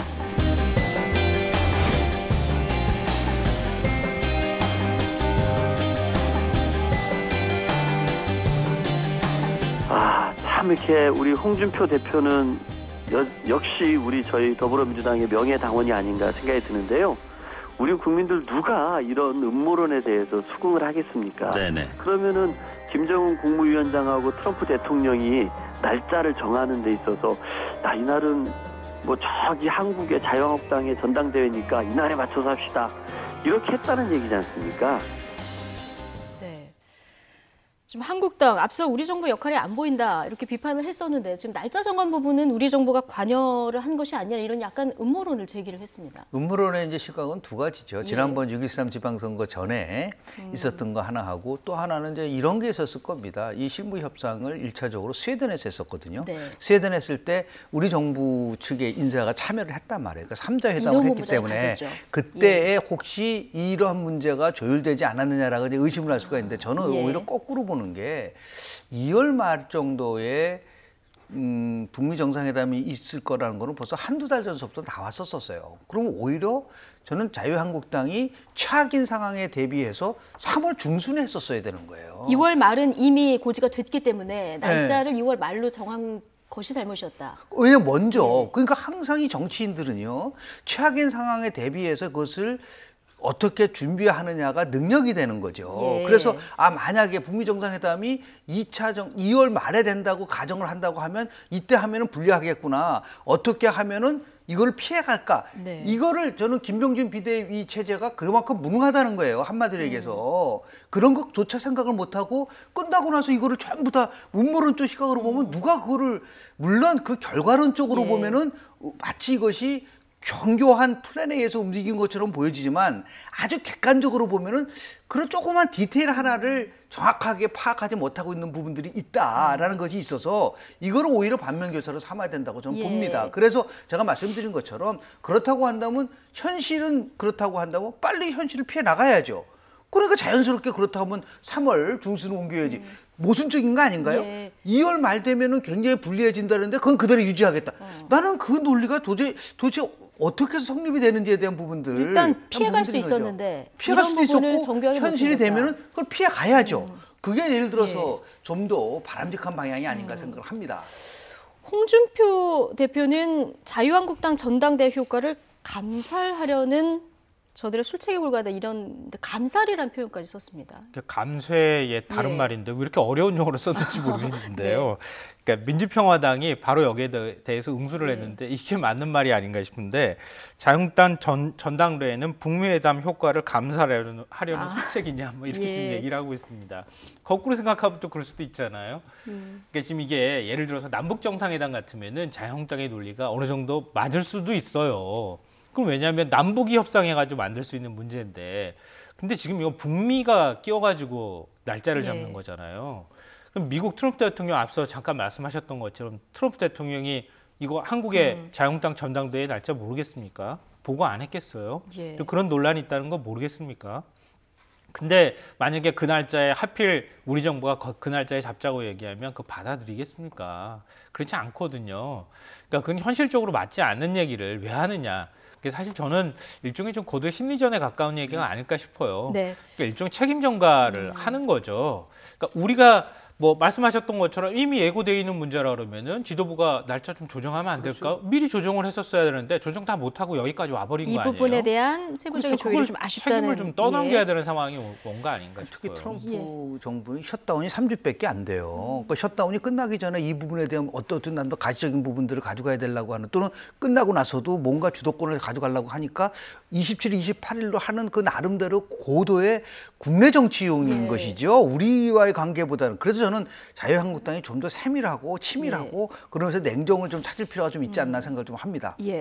날짜를 조정할지 뭐 내일 당내에서 논의를 한다고 하니까 이제 결과를 좀 지켜보도록 하고요. 빅3 가운데 오세훈 전 시장 오늘 가장 마지막으로 오전에 이제 출사표를 던졌습니다. 그동안 고민이 좀 깊었었나 봐요. 제일 먼저 출마 선언할 것 같았었지 않습니까? 근데 아마 이제 황교안 전 총리의 출마가 그리고 그 이후에 여러 가지의 그 지지율에 있어서 마치 이제 1강 2중이라는 것이 고착화되는 듯한 그런 또 각종 여론조사에서 생각보다 이제 황교안 전 총리가 이제 강세를 보이다 보니까 또 이것이 실제로 보면은 이제 황교안 전 총리와 홍준표 전 대표가 굉장히 강하게 좀 충돌하고 있는 입장이다 보니까 본인이 이제 이거를 어떻게 극복할 것이냐에 대한 고민을 좀 했었던 건 사실인 것 같아요. 그러나 가장 먼저 입당을 했기 때문에 이거를 뭐 절대로 뭐 출마 안 한다고 할 수는 없는 상황이라고 보는 것이죠. 근데 다만 이제 본인은 역시 결국은 중도 개혁의 확장성을 가지고 뭐 지금 오늘도 핵심 내용은 이겁니다. 박근혜를 극복해야지 보수가 부활한다라는 부분이거든요. 그는 어떤 면에서 봤을 때는 환경 정책이나 큰 대립을 갖고 본인이 특히 이제 근무를 하지 않았습니까? 영남 지역 65석 다 얻어봤자 수도권 122석 중에서 반도 못 얻으면 그럼 완패한다. 그러니까 수도권에서 승리를 위해서는 자기가 필요하다는 부분들을 나름대로 아주 굉장히 설득을 하기 위해서는 좀 시간을 좀 가지면서 이 부분이 있지 않았는가. 결국 뭐냐면 영남 패권으로 간다는 이 부분들에 대한 것이 최근에 나왔단 말이죠. 그때까지 시간을 기다렸다가 영남 패권으로 가면 결국 필패한다는 거를 보여주기 위해서 조금 늦춘 면이 있는 것 같아요. 그러나 메시지는 분명하다고 봅니다. 결국 뭐 박근혜를 극복해야 된다 이 얘기를 지금 해주셨는데 그런데 지금 당권 주자들 사이에서 박 전 대통령 석방을 주장하는 목소리들이 지금 나오고 있어요. 이게 친박을 잡아야 승산이다 이렇게 판단을 한 걸까요? 일단 뭐 굉장히 그게 중요하고요. TK, PK가 책임 당원의 한 절반 정도를 차지하고 있고 특히 PK 쪽의 당원들이 굉장히 많은 상황이기 때문에 일종의 이제 박근혜 동정론을 좀 더 활용할 필요가 있다. 뭐 그런 점들을 노리고 좀 얘기하는 거 아닌가 싶은데요. 근데 이제 방금 전에 오세훈 전 시장 말씀 잠깐 하셨는데 저는 굉장히 아쉬워요. 오세훈 전 시장을 바라보면. 왜냐하면은 어떤 부분이요? 일종의 이제 노무현 전 대통령이 2002년 때 그때 전당대회 출마를 제일 먼저 출마 선언을 했거든요. 그리고 본인이 제일 먼저 이 일종의 이제 대선 주자로서 자리매김하기 위해서 열심히 다니면서 뭔가 선점하는 효과들을 노렸단 말이에요. 그래서 결국 바람을 만들지 않았습니까? 오세훈 전 시장이 만약에 결기가 있고 뭔가 이번에 진짜 사활을 걸겠다고 하는 모습을 보였으면은 제일 먼저 출마 선언하고 다른 후보들 나와도 나는 끝까지 가겠다 이렇게 나와야 되는데 머뭇머뭇하다가 끝에 지금 출마 선언을 했단 말이에요. 그러니까 굉장히 유약한 이미지를 만들어서 보여준 거나 다름이 없다. 조금 아쉽다. 늦게 출사표를 던진 부분이요. 어쨌든 뭐 27일에 전당대회가 있을지 그 이후로 좀 미룰지 좀 지켜보도록 하고요. 마지막 주제로 넘어가겠습니다. 이번 연휴 기간에 잠잠했던 손혜원 의원이 SNS에서 박지원 의원을 다시 겨냥을 했습니다. 손혜원, 박지원 의원 간의 목포의 눈물 2라운드가 펼쳐진 모습인데 어떤 설전이 있었는지 차현주 앵커가 정리해드립니다. 손혜원 의원과 박지원 의원의 기싸움이 설 연휴에 다시 시작됐습니다. 그간 잠잠했던 손혜원 의원이 다시 박지원 의원을 겨냥해서 정치권에서 물러나라라면서 공격을 재개했습니다. 내가 손혜원 의원과 싸울 군번이냐, 싸우고 싶지도 않다라던 박지원 의원 대신 이번에는 평화당이 이렇게 반격에 나섰습니다. 손 의원은 설날 당일 SNS에 감소하는 목포 인구를 늘리기 위해서 목포 3선 의원은 어떤 노력을 했느냐며 이제 목포를 제대로 발전시킬 좋은 후배 정치인 저와 함께 잘 찾아보자라고 날을 세웠습니다. 4시간 뒤 올린 다른 글에서는 박 의원을 향해서 정치의 본질을 잘못 이해하고 계신 분이라면서 이제 그만하셔야죠 라고 썼습니다. 당사자인 박지원 의원은 대응을 하지 않겠다고 했는데 민주평화당이 발끈했습니다. 설날에는 누구나 덕담을 주고받지 악담을 하지는 않습니다. 재헌 국회 이래 이런 국회의원은 없었고 20대 국회에서도 최악의 국회의원입니다. 손혜원 의원과 박지원 의원, 그간 목포를 사이에 두고 거친 공방을 주고받았었죠. 박 의원이 복덕방 차렸어야 한다라고 하자 손 의원은 배신의 아이콘이다, 노회한 정치인이라고 비난을 했죠. 박 의원이 배신의 아이콘, 손 의원이 투개의 아이콘이다라고 맞받자 이번에는 야비한 정치인 박지원 의원과 함께 내 이름이 나오는 것조차 불쾌하다라고 맞받아쳤습니다. 이에 박 의원이 더 이상 섞이고 싶지 않다라고 한 발 물러섰는데요. 그러면서도 누가 승자인지 패자인지는 두고 봐야 한다라고 의미심장한 말을 남겼습니다. 박지원 의원을 대신할 후배 정치인을 찾자. 이거 일종의 낙선 운동인데 명절 당일날 이 얘기를 했습니다. 손혜원 의원의 자기 나름대로의 마케팅 전략이 있는 것 같아요. 제가 이렇게 관찰을 해보니까 자신에게 불리한 증언이 나올 때마다 더 강하게 치고 나갑니다. 그러니까 지금 설 연휴 전에서 또 다른 여러 가지 그 불리한 증언들이 많이 나오고 있어요. 자기 아버지 그런 그 보훈에 관련된 부분이라든지요. 또는 동생과의 관계라든지 이런 것들이 나오니까 이것을 목포의 박지원 의원을 상대로 해서 치면서 이쪽을 빠져나가는 거죠. 근데 제가 볼 땐 그건 굉장히 잘못된 전략이라고 보는 거죠. 그러니까 핵심은 그게 아니고 공인으로서의 인식이 제대로 돼 있느냐 이걸 아직까지 못 깨달고 있는 것 같아요. 그러니까 빅데이터 분석을 하더라도 보면은 한 손혜원 의원에 대해서 무려 80% 이상이 부정적인 이미지를 갖고 있다고 있어요. 그러니까 이런 거를 좀 염두에 좀 필요가 있지 않나 생각을 좀 합니다. 예. 근데 지금 손혜원 의원 목포의 지금 지역권 마포인데 목포에 굉장히 관심을 갖고 있는 이런 정치인입니다. 지금 목포에 나는 출마를 안 하겠다 이렇게 선언을 했거든요. 궁금합니다. 진짜 출마를 안 할까요? 글쎄요, 뭐 본인이 밝혔으니까 예. 다시 출마한다고 명분을 만들기는 좀 쉽지는 않을 거라고 보는데 물론 정치인이 뭐 앞으로 어떻게 할지는 모르죠. 근데 저는 이제 손혜원 의원이 최근에 하는 이제 올리는 글이나 이런 걸 보면서 복당 옵션으로 박지원을 잡겠다고 얘기했던 거 아닌가 싶은 생각이 들어요. 네. 지금 민주평화당이나 지금 바른미래당도 앞으로 어떻게 정계 개편 바람에 쓸려갈지 모르는 상황인데 민주평화당의 제일 구심점이 박지원 의원이란 말이에요. 목포에서 만약에 박지원 의원을 계속 이렇게 흔들기 시작하면은 민주평화당이 흔들릴 가능성이 있다는 거죠. 그래서 손혜원 의원이 사실 본인이 박지원 의원하고 대척점에 서서 개발주의자, 나는 목포 지역을 위해서 노력하는 사람 이렇게 하면서 본인의 명분을 쌓는 것도 뭐 부동산 투기 등 여러 의혹에 대해서 그렇지 않다는 명분을 쌓는 측면도 있지만 정치적으로 보자면 박지원 의원을 흔들므로 인해서 나중에 정계 개편을 준비하는 모습도 보인다 그렇게 생각합니다. 알겠습니다. 정치인 발언 하나하나가 뭔가 숨은 행간들이 다 있군요. 이걸 잘 읽어주시는 두 분의 얘기를 오늘 들어봤습니다. 김영준 명지대 교수 그리고 김성환 시사평론가 두 분과 함께했습니다. 고맙습니다. 네.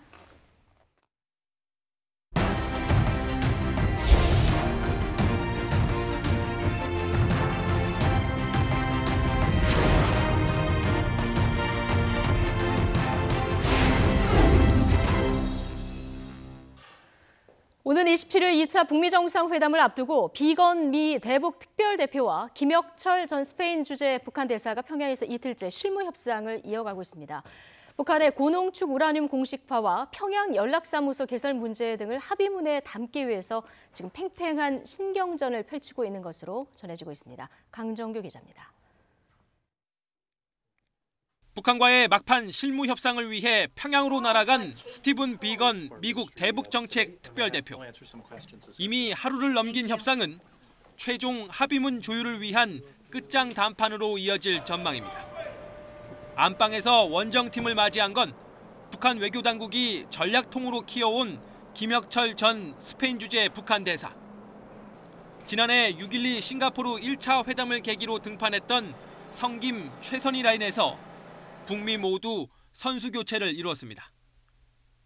북미 양측의 진검승부가 펼쳐지는 대목은 영변 핵시설 폐기와 같은 북한의 실질적인 비핵화 조치입니다. 그러나 지난 2007년 13합의에 따라 영변의 플루토늄 생산시설 3곳에 대한 불능화가 이미 진행된 적이 있기 때문에 이번엔 그보다 한 발 더 나아간 조치를 이끌어내야 하는 게 미국 협상팀의 임무입니다. 그동안 북한이 공식적으로 인정한 적 없는 고농축 우라늄 시설에 대한 동결과 불능화, 폐기로 이어지는 비핵화 과정을 이번 합의문에 담을 수 있느냐가 최대 쟁점으로 꼽힙니다. 이미 플루토늄 시설 3개를 불능화까지 갔었거든요. 그보다는 범위가 더 넓어야 되니까 우라늄이 포함되는 사항이 시작점이 되는 것이고 북측 협상팀은 이에 상응하는 조치로 평양 연락사무소나 한반도 평화체제 전환을 위한 합의체 설치 등을 받아내야 합니다. 이 밖에 김정은 위원장이 신년사에서 언급한 미군 전략무기의 한반도 반입 중단과 개성공단, 금강산 관광 재개 등의 대북 제재 완화 문제도 협상 테이블에 오를 것으로 보입니다. YTN 강정규입니다. 마이크 폼페이오 미 국무장관은 김정은 북한 국무위원장이 비핵화 약속을 지킬 것으로 기대한다고 말했습니다. 폼페이오 장관은 현지 시각으로 6일 폭스 비즈니스 방송과의 인터뷰에서 우리는 김 위원장이 지난해 6월 싱가포르에서 한 그의 나라를 비핵화시키겠다는 약속을 이행할 것으로 매우 기대하고 있다고 말했습니다. 폼페이오 장관은 북한이 비핵화하는 게 여전히 가능하다고 믿는가라는 질문을 받자 물론이다, 물론 믿는다라고 답했습니다. 베트남에서 열릴 2차 북미 정상회담에서 북한이 핵시설과 대륙간 탄도미사일 ICBM 폐기를 거론할 경우 미국이 남북 경제협력을 용인할 가능성이 있다고 아사히 신문이 보도했습니다. 아사히 신문은 미국이 북한의 완전한 비핵화 전에 대가를 제시할 가능성이 지적되고 있다며 이같이 분석했습니다.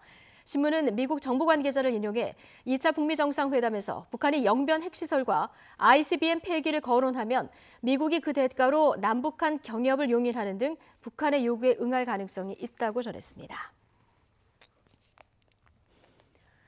설 연휴 이후 처음으로 여야 3당 원내대표가 만나서 국회 정상화 방안을 논의했습니다. 그런데 결론을 짓지 못하고 다시 만나기로 했습니다.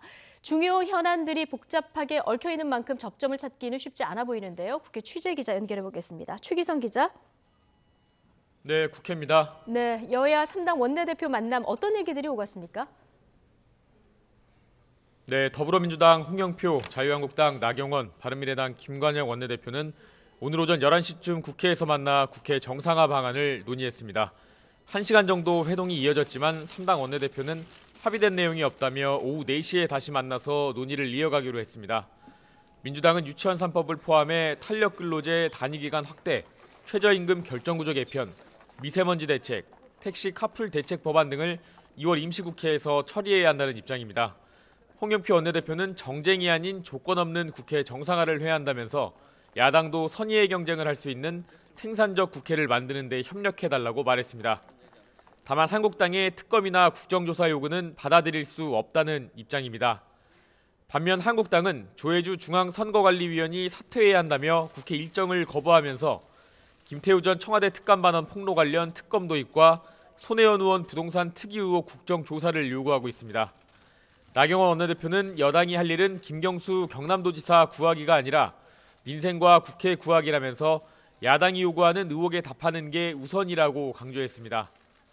바른미래당은 중재안 차원에서 자신들이 내놓은 조혜주 선관위원회 해임 촉구 결의안을 양당이 받아들여서 선거제도 개편안 처리를 위한 국회를 정상화하자는 입장입니다.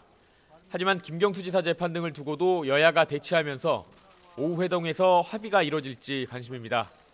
여기에 오는 11일부터 문희상 국회의장과 각 당 지도부가 6박 7일 일정으로 함께 방미에 나서면서 국회가 어렵게 정상화하더라도 방미 일정 이후 이뤄질 것이라는 관측이 나오고 있습니다. 네, 이달 말 열리는 2차 북미 회담을 두고도 여야가 조금 다른 입장을 보이고 있는데요. 어떤 발언들이 나왔습니까? 네, 민주당은 이달 악재에 시달린 만큼 이번 2차 북미 정상회담에서 구체적인 성과가 나오길 기대하면서 환영하는 분위기입니다. 민주당은 비핵화 없는 종전선언은 안 된다는 사고방식으론 평화를 이끌어낼 수 없다면서 야당도 평화의 길을 여는데 동참해달라고 촉구했습니다. 마지막 기회가 될 수 있다는 생각을 갖고 모두 힘을 모아야 할 때라고 생각합니다. 북한의 실질적 비핵화 조치와 이에 상응하는 대북 제재 완화, 민주당은 또 자유한국당 전당대회와 북미 회담 일정이 겹치는 게 효과를 감쇄하려는 술책이라는 홍준표 전 대표 발언에 대해서 당내 지지도를 의식해서 시간을 벌기 위한 주장이 아닌지 의심된다고 지적했습니다. 한국당은 완전한 북핵 폐기가 우선돼야 한다고 주장하고 있습니다. 특히 북한 비핵화 없는 종전선언은 논의하기 어렵다며 북한의 비핵화라는 큰 그림 속에서 종전선언이 이뤄져야 한다고 강조했습니다. 문재인 대통령께서는 이 미북 정상회담 전에 트럼프 대통령과 접촉하여 우리의 입장을 명확하게 전달해 주시기 바랍니다. 바른미래당은 북한 핵폐기뿐 아니라 국제사회의 대북 제재 해제를 합의하고 경제 협력을 시작해야 한다는 입장입니다. 지금까지 국회에서 전해드렸습니다. 최근 더불어민주당 서영교, 자유한국당 김석기, 무소속 손혜원 의원 등에 대한 징계안이 제출된 가운데 국회 윤리특별위원회가 이달 안에 전체 회의를 열고 징계안을 논의할 전망입니다. 국회 윤리특별위원회 박명재 위원장은 국회에서 윤리특위 3당 간사들과 회동한 뒤 기자들과 만나 조속한 시일 내에 전체 회의를 열기로 했다면서 시기는 2월을 넘기지 않을 것이라고 밝혔습니다. 이어 박 의원은 전체 계류 중인 22건의 징계안 가운데 시급성 등을 고려해 간사회의를 통해 먼저 논의할 안건을 정리할 방침이라고 설명했습니다.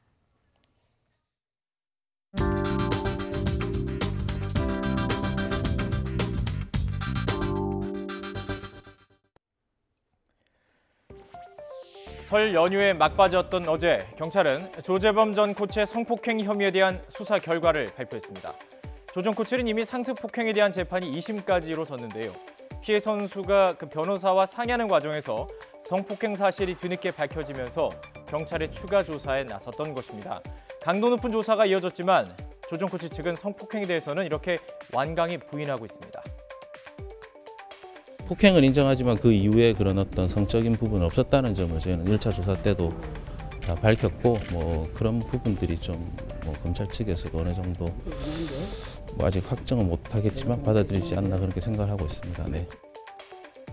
조재범 전 코치 측의 부인에도 불구하고 경찰은 성폭행에 대해서 혐의가 인정된다는 수사 결과를 내놨습니다. 무엇이 이런 결과를 이끌었을까요? 무엇보다 피해자의 진술이 중요했습니다. 피해자의 진술이 구체적이고 일관되며 둘 사이에 성폭행과 관련된 대화를 나눈 휴대전화 메시지 등을 통해서 조 씨의 혐의가 입증된다고 경찰은 판단했습니다. 구체적이고 일관된 진술과 그 시기를 전후해갖고 가해자의 어떤 행동의 변화, 그리고 거기에 따른 피해자의 변화, 이것을 상호작용을 관찰해갖고 직접적으로 있는 문자 메시지나 이걸 통해서 사건을 재구성해 봅니다. 그렇게 봤을 때 누구의 말이 더 신빙성이 있는가를 따져보거든요. 그렇게 본다면 지금 상태 경찰에서는 여러 상황, 특히 이제 심석희 선수가 쓴 메모라든가 그 심정을 표현한 그림이라든가 아니면 당시에 어떤 그 범행을 피해를 당할 때의 어떤 장소에 대한 구체성, 이것이 심석희 선수의 신빙성이 높다 판단한 것 같습니다.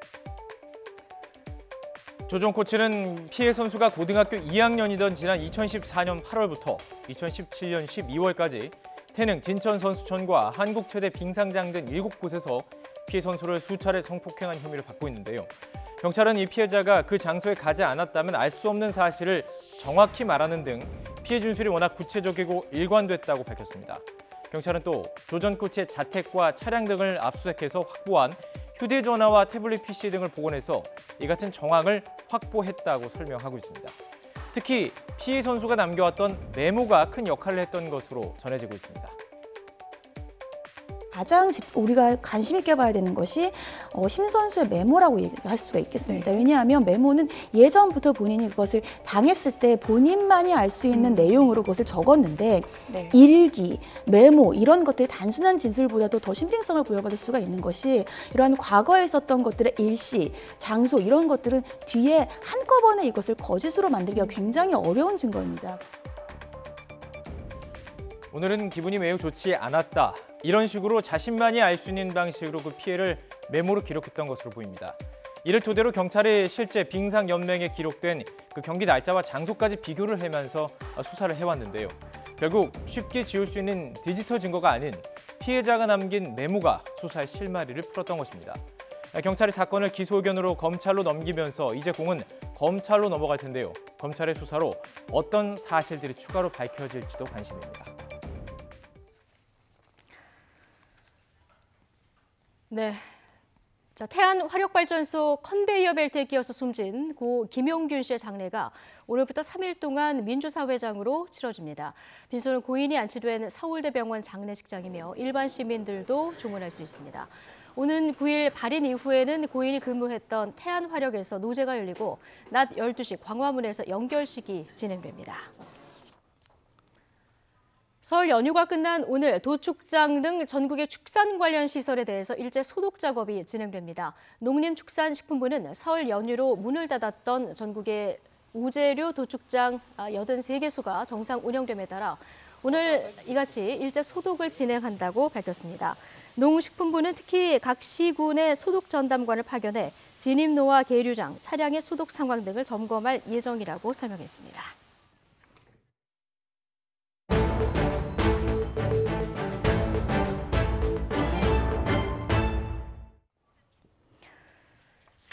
재벌가에서 벌어지는 편법적인 부의 대물림을 막기 위한 법안이 시행령 단어 하나 때문에 사실상 무력화된 사실이 와이튼 취재 결과 확인됐습니다. 현대차그룹 정의선 부회장이 가장 큰 혜택을 받는데요. 해당 시행령을 만드는 과정에는 전국 경제인 연합도 개입된 것으로 드러났습니다. 자, 이 문제 단독 보도한 최민기 기자 스튜디오에 나와 있습니다. 어서 오십시오. 예, 안녕하십니까. 예. 지금 시행령 단어 하나 때문에 현대일가가 세금 수백억 원을 아꼈다는 얘기인데요. 이거 어떻게 된 일입니까? 네, 일단 이 시행령 법안이 만들어졌던 2011년으로 좀 거슬러 올라가서 설명을 좀 드리겠습니다. 예. 이 당시 재벌가에서는 이 경영권 승계 과정에서 발생하는 막대한 상속 증여세를 피하기 위해서 이른바 일감 몰아주기가 좀 횡행을 했습니다. 이 자식에게 회사를 하나 물려주고서는 그룹 내 일감을 그 회사에 몰아줘서 수익을 올리는 방식으로 이 부를 대물림했던 겁니다. 네. 이 부의 편법 증여라고 볼 수가 있죠. 그래서 정부는 이 같은 일감 몰아주기를 이 사실상 편법 증여로 규정하고 각종 규제를 만들었습니다. 세금도 물렸고요. 예.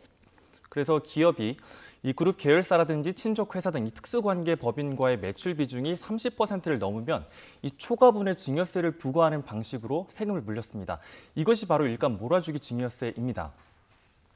이 문제는 국회가 만든 이 세법에 이 하위 시행령안을 기재부가 만들면서 발생을 하게 된 겁니다. 예, 그러니까 세법 시행령을 기획재정부가 만든다고 얘기를 하셨는데 예. 어떤 문제가 있었던 겁니까? 네, 일단은 기획재정부가 수출 위축이 우려된다면서 이 해외 계열사와의 매출을 과세 대상에서 제외하면서 이 시행령을 이 조항에 집어넣게 됐습니다. 네. 그러면서 이 시행령안을 입법 예고를 한 건데요. 이 조항에 힘입어서 내지 않게 된 증여세가 상당합니다. 얼마나 됩니까? 예, 그 그래픽을 좀 보시면 알 수 있을 것 같은데요. 네. 이 실제 해외 계열사를 열어둔 재벌 그룹들이 이 조항의 혜택을 톡톡히 받습니다. 물론 이 금액이 감소한 것 자체가 이 모두 이거에 대한 영향은 아닙니다. 하지만 이 조항이 상당 부분 영향을 미친 것으로 파악이 되고 있습니다. 많이 줄었군요. 그렇습니다. 예. 그래서 실효성 논란이 꾸준히 계속해서 나오게 됐던 거고요. 예. 지금 시행령 하나로 국회 합의로 입법된 법안이 뭔가 취지가 거꾸로 간 이런 상황이 된 건데 문제 단어 하나 어떤 겁니까? 네, 일단 제가 취재하면서 좀 어이없게 느껴졌던 예. 것이 법안이 만들어졌는데 시행령 안 때문에 이게 무력화됐다는 거죠. 이게 꼬리가 몸통을 좀 흔든 격이라고 볼 수가 있겠습니다. 네. 이 그래픽을 보면서 이 내용을 좀 더 구체적으로 설명을 좀 드리겠습니다. 이 최초안에는 과세 제외 대상의 제품만 있었죠. 네. 그런데 보시면 상품이 추가됐습니다. 예. 이 제품은 자동차, 반도체 같이 제조업 생산품입니다. 예. 이 제조업은 그 고용 효과 유발이 굉장히 좋고요. 그렇기 때문에 수출을 목적으로 해서 해주는 거에 지원이 이루어질 수가 있는데요. 이 상품은 바로 이 유통, 물류에 해당되는 이 도소매업에 해당하는 부분입니다. 그래서 이 세법상 제품과 상품은 아주 큰 차이가 있습니다. 그러니까 상품이라는 단어 하나가 추가돼서 지금 그렇습니다. 취재한 이런 내용이 발생을 한 건데 구체적으로 어떤 차이가 더 있는 겁니까? 예, 사실 이 단어 하나 추가됐을 뿐인데 뭐가 예. 그렇게 달라졌을까 싶죠. 그래서 그렇죠. 제가 취재를 좀 해봤습니다. 이 일감 몰아주기 비과세 대상에 해외와 거래한 상품이 추가되면서 이 유통물류 기업들이 상당한 이득을 보게 됩니다. 그중에 대표적인 것이 바로 현대차그룹 일가입니다. 여기서 현대차그룹의 지배구조를 좀 살펴보면 이해가 좀 쉬울 것 같습니다. 네. 이 그래픽을 좀 보시겠습니다. 이 정몽구 회장의 아들이죠. 정의선 부회장이 경영권을 승계하는데 핵심 계열사는 바로 현대글로비스라고 하는 유통물류회사입니다. 예. 이 정의선 부회장이 최대 주주로 있고요. 그 현대차 그룹 계열사들의 거래에서 보시면 알겠지만 굉장히 대부분의 매출을 여기서 올립니다. 한때 80%가 넘는 수준이었죠. 2012년에요. 그러네요. 그렇습니다. 네.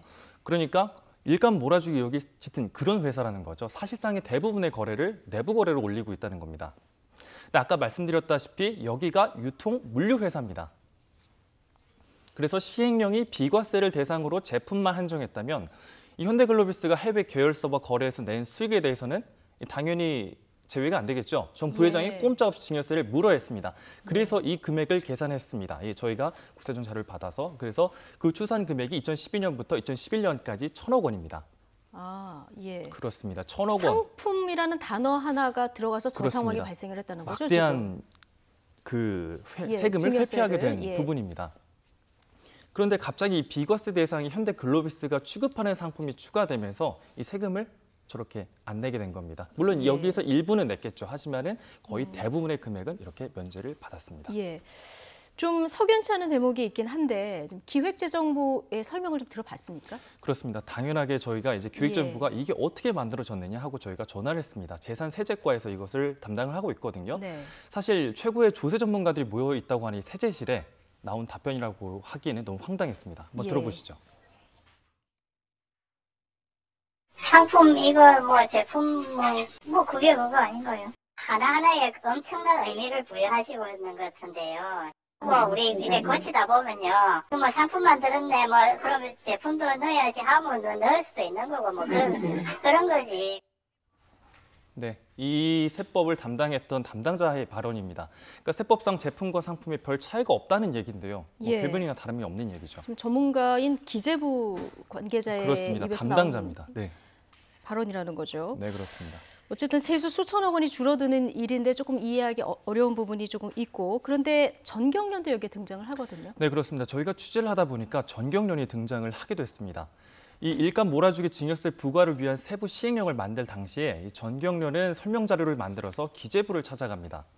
이게 저희가 입수한 당시 전경련의 당시 문건입니다. 네. 여기엔 왜 비과세 대상을 상품까지 넓혀줘야 하는지 아주 조목조목하게 설명이 돼 있었습니다. 이게 2012년 문건이네요. 그렇습니다. 예. 당시 입법 예고 이후에 예. 그 전경련이 이 문건을 가지고 기재부를 찾아가 설득을 했습니다. 그런데 기재부가 이 문구의 파장을 정말 몰랐을까 싶은 거죠. 예. 뭐 그래도 전혀 몰랐다면 뭐 정말 무능한 거고요. 알고도 했다면은 유착이라는 지적이 그래서 나오는 겁니다. 예. 뭐 이런저런 이유를 좀 보면은 왜 이런 일이 벌어졌는지 좀 되돌아가서 조사할 필요는 좀 있겠다 이런 생각도 드는데요. 네, 그렇습니다. 이 사실 현대뿐만 아니라 이 기재부가 넣어놓은 이 시행령 조항 때문에 많은 재벌가 기업들이 아마 웃었을 겁니다. 예. 그래서 기재부뿐만 아니라 이 어떻게 보면 재벌의 경제력 집중을 억제하고 감시해야 될 공정거래위원회조차도 이 일감 몰아주기 규제를 느슨하게 적용했던 사실을 저희가 확인을 했습니다. 이 공정위는 내부 거래 비율을 1년에 한 번 공시를 하거든요. 근데 이 비율을 상당히 축소해서 아까 얘기했던 것처럼 해외 매출을 다 빼고 공시를 했던 거죠. 예. 그래서 사실은 60% 70%인데 20%로 공시를 합니다. 네. 이 잘못된 시행령으로 이 무력화된 법은 또 없는지 이 감시가 철저해야 되는 부분이 바로 여기에 있습니다. 예. 정말 몰라서 그랬는지 정말 알고 그랬는지 네. 이 부분은 조금 살펴봐야 될 필요가 있겠다 이런 생각을 다시 한번 네, 드네요. 그렇습니다. 최민기 기자였습니다. 수고하셨습니다.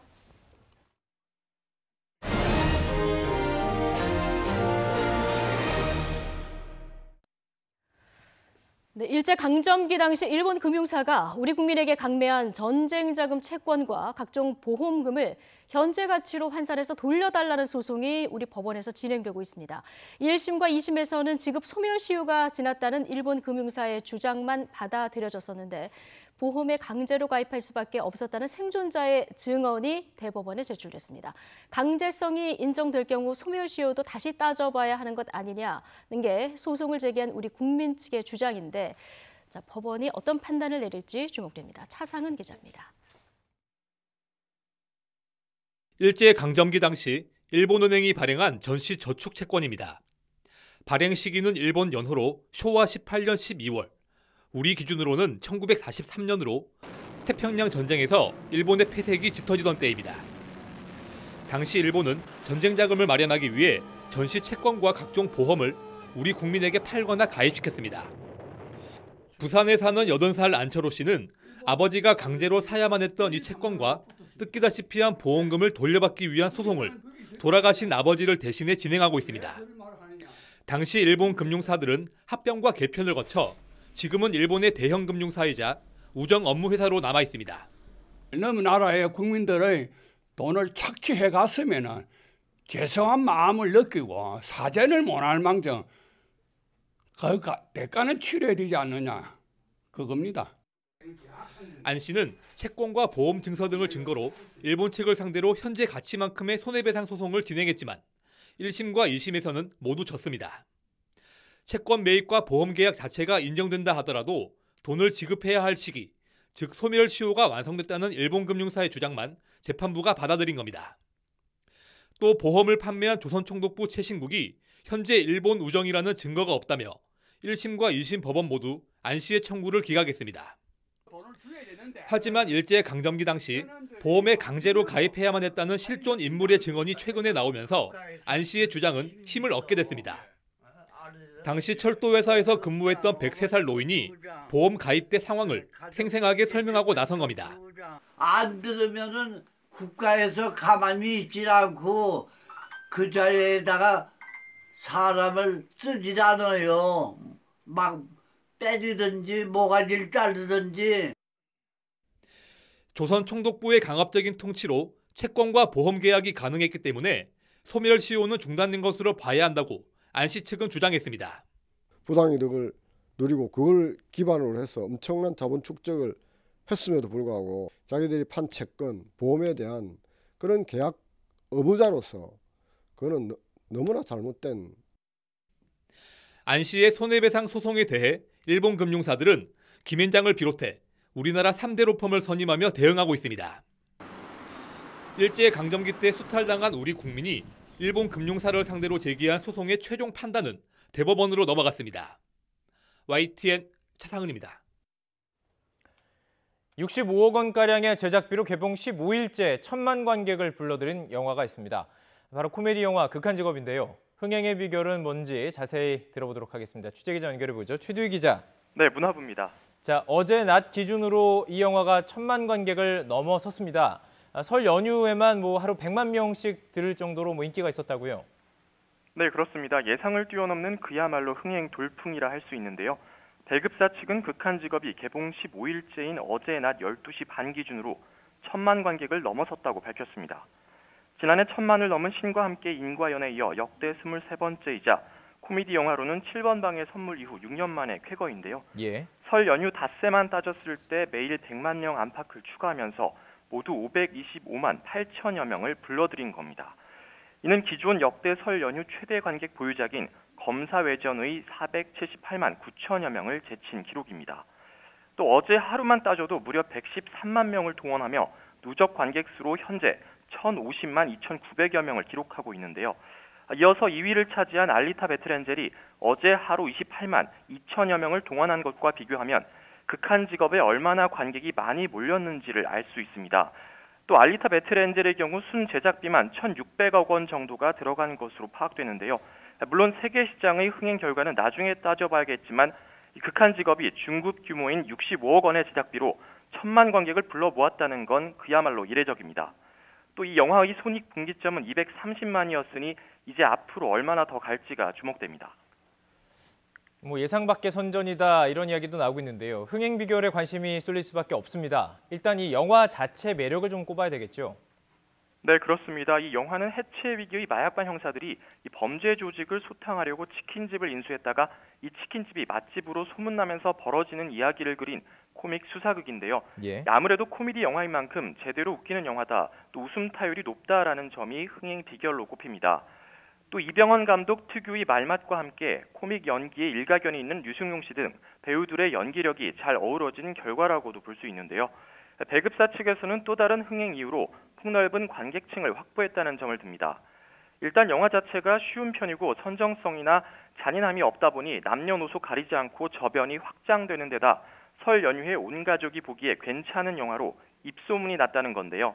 아울러 국민 간식으로 꼽히는 치킨을 소재로 해서 자영업 그리고 송사항공인의 애환을 담으며 공감대를 넓혔다는 점도 흥행 비결로 분석됩니다. 네, 물론 이 콘텐츠 자체의 경쟁력도 좋았지만 함께 개봉하는 영화, 대진운이 좋았다거나 이런 외적인 요인도 좀 무시할 수 없다 이런 분석이 나오고 있죠. 네, 그렇습니다. 우선 지난해 말 개봉한 국가부도의 날이나 마야광 같은 잇따라 나왔던 어둡고 진지한 한국 영화에 지친 관객들이 그러니까 반대 성향이 가벼운 코미디 영화에 마음을 열었던 겁니다. 그러니까 사회 비리를 다룬 영화에 관객이 어느 정도 실증을 내고 있을 즈음 적절한 시기에 이 영화가 나온 거라고 볼 수 있는데요. 지난해 10월 나온 블랙 코미디 완벽한 타인 같은 경우에는 비수기에 개봉했는데도 불구하고 500만 이상의 관객을 불러 모았고 연초 개봉한 코미디 영화 내 안의 그놈도 손익 분기점을 넘기며 때마침 코미디 영화 부활 조짐도 보였습니다. 여기에 대진운도 따랐는데요. 극장과 성수기 가운데 하나로 꼽히는 설 연휴조차 이렇다 할 강력한 경쟁작이 없었습니다. 극한직업 개봉 일주일 뒤 맞붙은 국내 영화로는 제작비 100억 원대 대작인 땡반이 있었지만 기대에 못 미치면서 관객이 극한직업에 더 몰렸다고 볼 수 있고요. 또 외화 경쟁작으로는 알리타 배틀엔젤이 있었지만 그제 개봉해서 큰 변수가 되지 못했던 겁니다. 여기에 경제가 불황일 때 코미디를 찾는다는 속설도 꼽을 수 있는데요. 좀처럼 웃을 일이 없는 현실 속에서 코미디 영화를 통해 대리만족을 얻었다는 시각도 있습니다. 이런 외적인 부분들도 이 영화의 흥행을 주도한 요인이라고 보입니다. 지금까지 문화부에서 YTN 최두입니다. 비공개 촬영회에서 성폭행을 당했다고 주장하는 인터넷 방송인 양예원 씨가 악플러 100여 명을 오늘 오후 경찰에 고소합니다. 양 씨의 변호인은 양 씨와 가족 등에 대한 욕설과 비하 등 악의적인 댓글을 단 100여 명에 대해 명예훼손 및 모욕 혐의로 고소장을 경찰에 제출할 계획이라고 밝혔습니다. 다만 금전적인 보상이 목적이 아니라 고소인들이 진정한 의미의 사과를 할 경우 고소를 취하할 수 있다고 말했습니다. 응급의료체계 구축에 크게 기여해왔던 국립중앙의료원 윤한덕 응급의료센터장이 설 연휴 근무 중에 갑작스럽게 숨져 주위를 안타깝게 하고 있습니다. 국립중앙의료원은 지난 4일 오후 6시쯤 윤 센터장이 사무실에서 쓰러져 숨진 채 발견됐다고 밝혔습니다. 경찰은 윤 센터장이 급성 심장사로 숨졌다는 1차 부검 결과를 토대로 정확한 사망 원인을 확인할 예정입니다. 설 연휴 동안 전북에서 가족 사이 살인 사건이 잇따랐습니다. 군산경찰서는 아내를 흉기로 찔러 살해한 혐의로 54살 A씨를 붙잡았습니다. A씨는 어제 새벽 2시 반쯤 자택에서 말다툼을 하다가 아내를 흉기로 찔러 살해한 혐의를 받고 있습니다. A씨는 경찰에서 함께 술을 마시던 아내가 돈도 못 벌어다 주면서 무슨 말이 많으냐면서 손톱으로 자신의 얼굴을 긁어 격분했다고 진술했습니다. 앞서 전북 익산경찰서는 지난 5일 결혼을 반대하는 어머니를 목 졸라 살해하고 시신을 숨긴 혐의로 39살 B씨의 구속 연장을 신청했습니다. 제주지방법원은 경찰관이 감봉 징계를 취소해달라며 소속 경찰서장을 상대로 낸 소송에서 징계는 정당하다는 판결을 내렸습니다. 법원은 소송을 낸 51살 고모 경위는 몸이 아파서 병가를 내고 결근했다고 주장하지만 감찰 보고서에 적시된 것처럼 과음으로 인한 결근이 인정돼 감봉 2개월 처분은 정당하다고 밝혔습니다. 프란치스코 교황이 가톨릭 교회에서 사제들이 수녀들을 대상으로 성폭력을 자행한 사실을 공개석상에서 처음으로 인정했습니다. 교황의 발언은 종교계 미투 운동에도 힘을 실을 것으로 보입니다. 이동우 기자가 보도합니다.